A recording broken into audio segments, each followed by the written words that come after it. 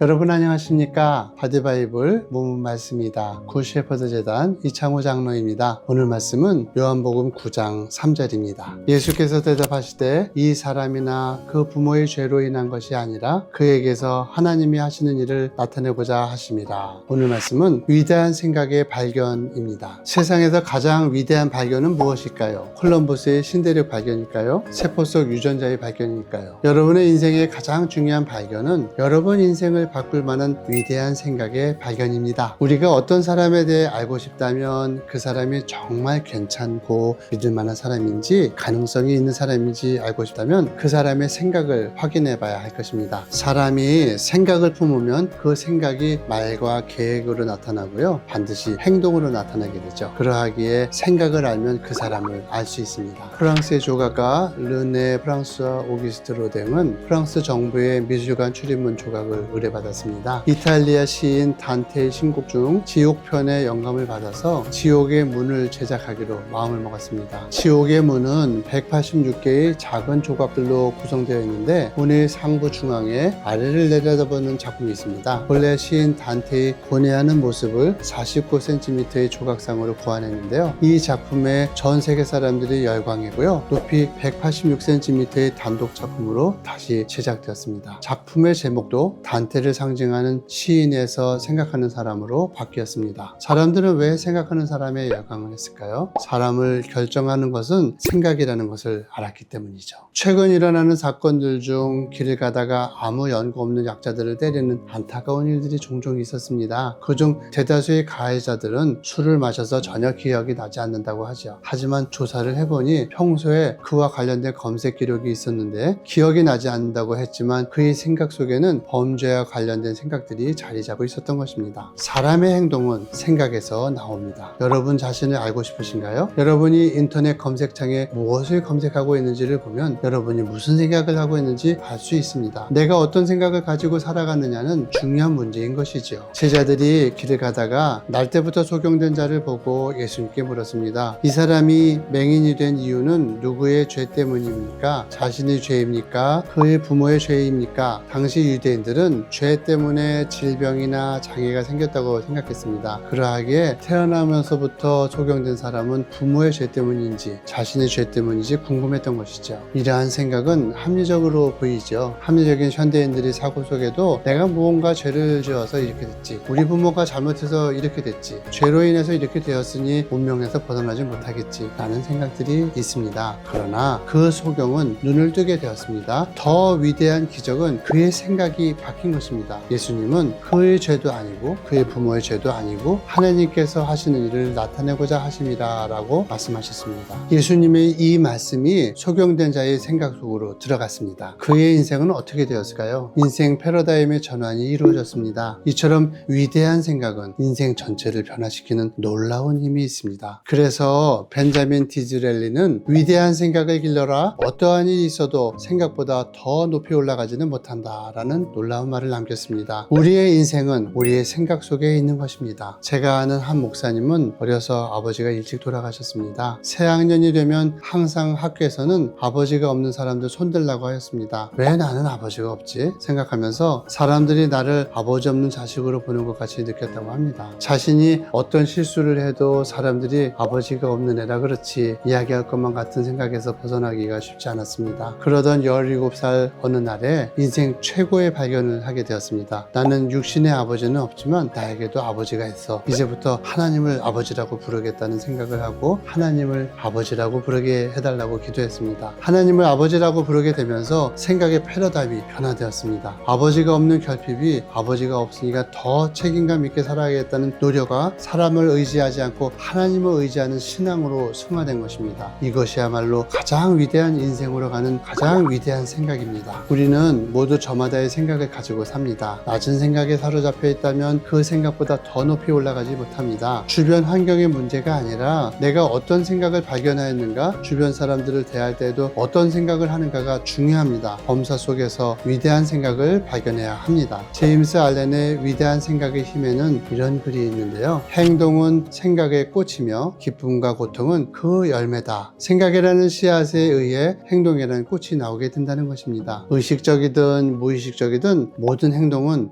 생각에서 비롯된다는 말입니다. 그러니 생각이 그 사람을 만들었다고 해도 과언이 아닙니다. 사람은 각자의 생각을 담고 있습니다.